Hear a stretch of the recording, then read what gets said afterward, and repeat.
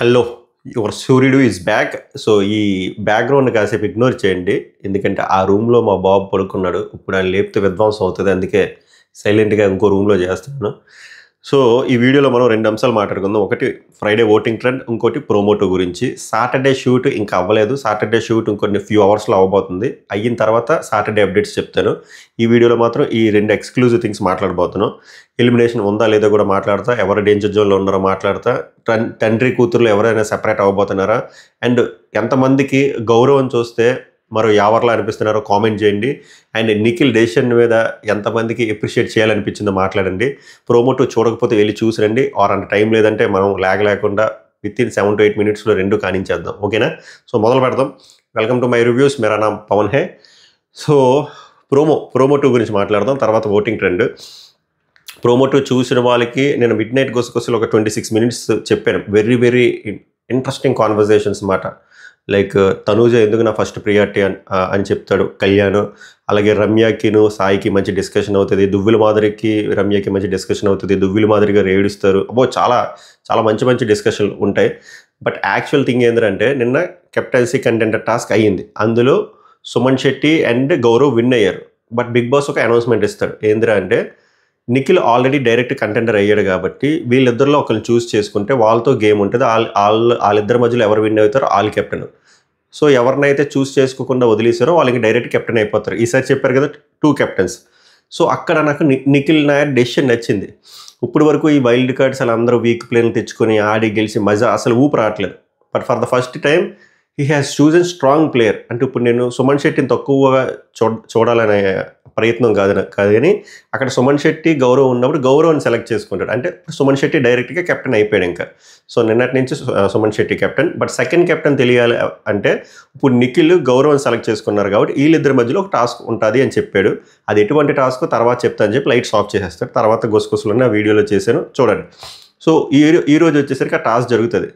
ఆ task it's a kind of physical task with house support. End of the day captain అవ్వాలంటే 90% house సపోర్టే ఉండాలి. 10% ఒక్కొక్కసారి only మన ఇండివిజువాలిటీతో win అవుతాం. సో ఇక్కడ కూడా మన ఇండివిజువల్ స్ట్రెంగ్త్తో పాటు హౌస్ సపోర్ట్ ఉండాలి.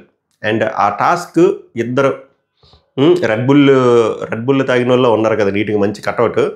సో ఆ శాండ్ బ్యాగ్స్ని హోల్డ్ చేయాలి. చాలా మజిల్ పవర్ ఉండాలి, రెసిస్టెన్స్ ఉండాలి.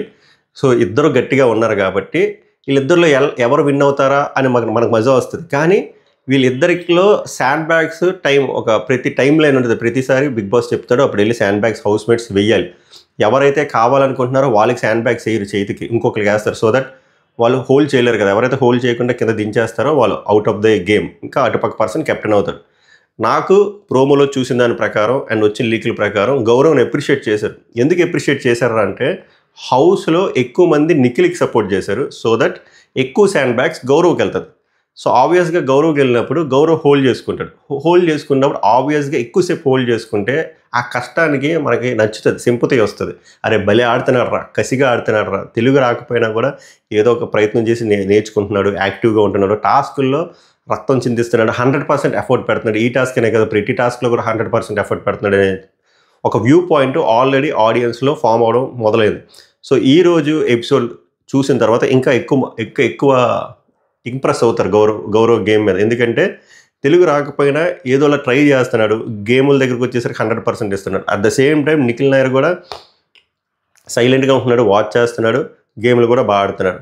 బట్ ఇక్కడ ఎవరు విన్ అయ్యారో నాకు తెలియదు. గౌరవ్కి మంచి ఎపిసోడ్ లోడింగ్ అంటారు కానీ నాకు తెలిసి గౌరవ్ కెప్టెన్ అయ్యి ఉండడు. గౌరవ్ ఎఫర్ట్స్ మెచ్చి గౌరవ్కి మంచి ఎపిసోడ్ లోడింగ్ అంటున్నారేమో. అక్కడ చూసిన దాని ప్రకారం ఎక్కువ శాండ్ బ్యాగ్స్ పాపం గౌరవ్కే వేస్తున్నారు కాబట్టి గౌరవ్ ఓడిపోయి నిఖిల్ గెలుస్తాడు. బట్ చెప్పారు కదా ఎండ్ ఆఫ్ ద ఆడియన్స్ మనసు ఎవరు గెలుచుకున్నారు అనేది ఇంపార్టెంట్ కదా.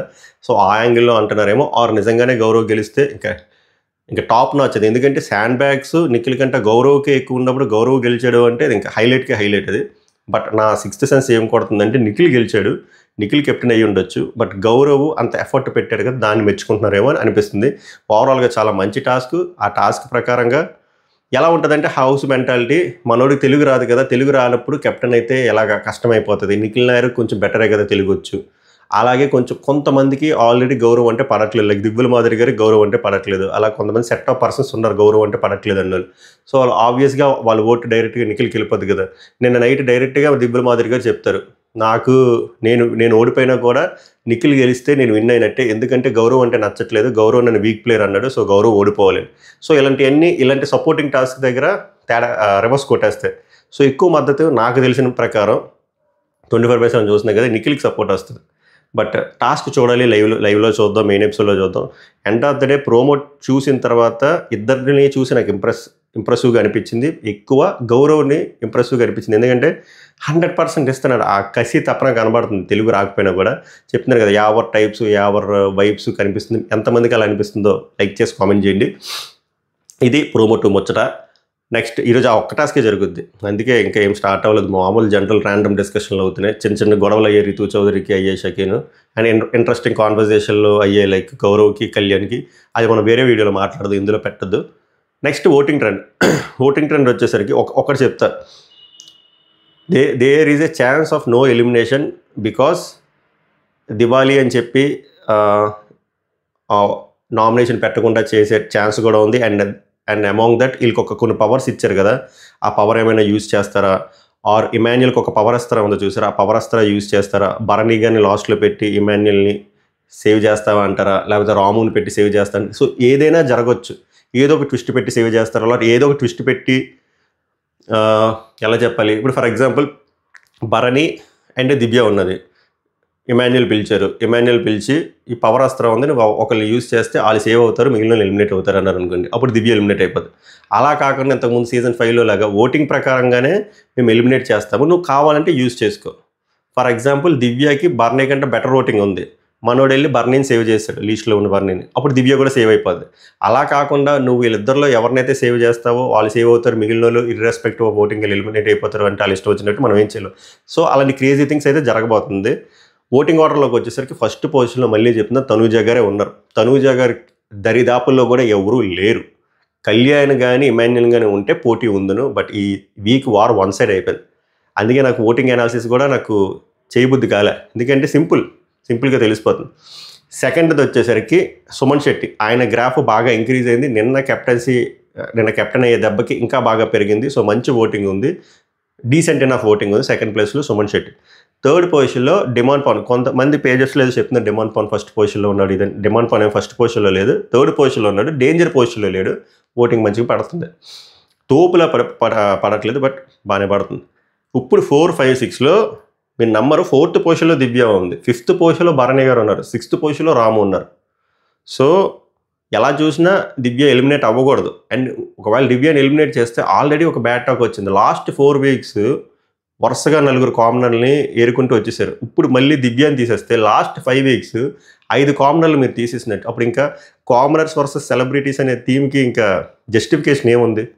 సో బాటమ్ వచ్చినా కూడా ఆమె ఉంచుతారేమో అనిపిస్తుంది. బట్ ఆమెకంట లీస్ట్ ఓటింగ్ భరణి గారికిను రాముకి పడుతుంది. ఒకవేళ యాజ్ పర్ ఓటింగే వెళ్ళాలి అనుకుంటే ఏ పవర్లో యూజ్ చేయకుండా రాము ఎలిమినేట్ అవ్వడానికి హై ఛాన్స్ ఉంది, ఆర్ భరణి ఎలిమినేట్ అవ్వడానికి హై ఛాన్స్ ఉంది. బట్ వీళ్ళు పవర్లో యూజ్ చేసి మళ్ళీ కామనర్లకు బొక్క పెట్టి సెలబ్రిటీలు ఉంచాలనుకుంటే అప్పుడు దివ్య ఎలిమినేట్ అవుతుంది. అలా ఏమీ వద్దు, పవర్లో యూజ్ చేసి ఏదో ఒకటి చేసి నో ఎలిమినేషన్ చేయాలంటే అలా కూడా చేసే ఛాన్స్ ఉంది.